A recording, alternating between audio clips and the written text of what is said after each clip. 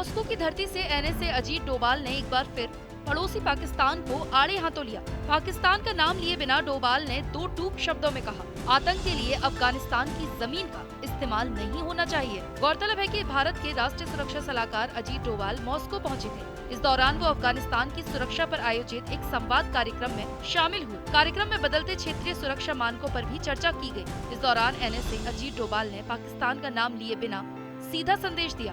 उन्होंने साफ कहा, किसी भी देश को अफगानिस्तान की जमीन का आतंक के लिए इस्तेमाल करने की इजाजत नहीं होनी चाहिए। इसके साथ ही उन्होंने कहा कि भारत जरूरत के वक्त अफगान के लोगों को कभी नहीं छोड़ेगा। मॉस्को में अफगानिस्तान पर 5वीं क्षेत्रीय चर्चा में एनएसए अजीत डोभाल ने कहा, किसी देश को अफगानिस्तान की जमीन का इस्तेमाल आतंकवाद और अलगाववाद को बढ़ावा देने की अनुमति न दी जाए।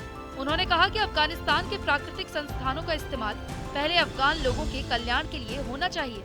अजीत डोभाल ने कहा, अफगानिस्तान मुश्किल दौर से गुजर रहा है। भारत और अफगानिस्तान के बीच सदियों पुराने संबंध हैं। अफगानिस्तान के लोगों की खुशहाली और मानवीय जरूरतों को पूरा करना भारत की सर्वोच्च प्राथमिकता है। नई दिल्ली जरूरत के वक्त अफगानिस्तान के लोगों को कभी अकेला नहीं छोड़ेगी।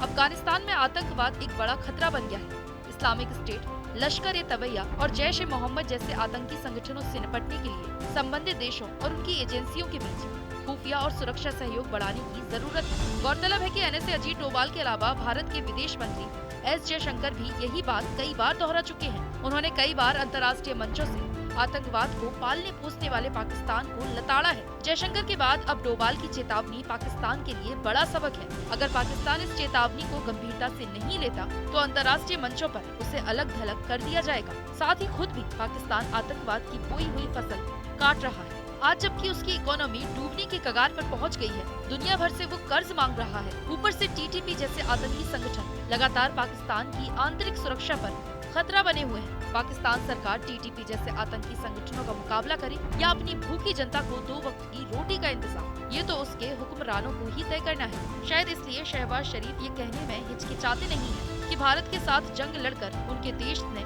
बहुत बड़ी गलती की है। भारत से जंग में हमेशा से ही पाकिस्तान को नुकसान हुआ है। शायद इसलिए अब शहबाज पीएम मोदी से बातचीत और मुलाकात का वक्त मांग रहे हैं ताकि पड़ोसी देश की सहायता से अपनी माली हालत में सुधार ला सके।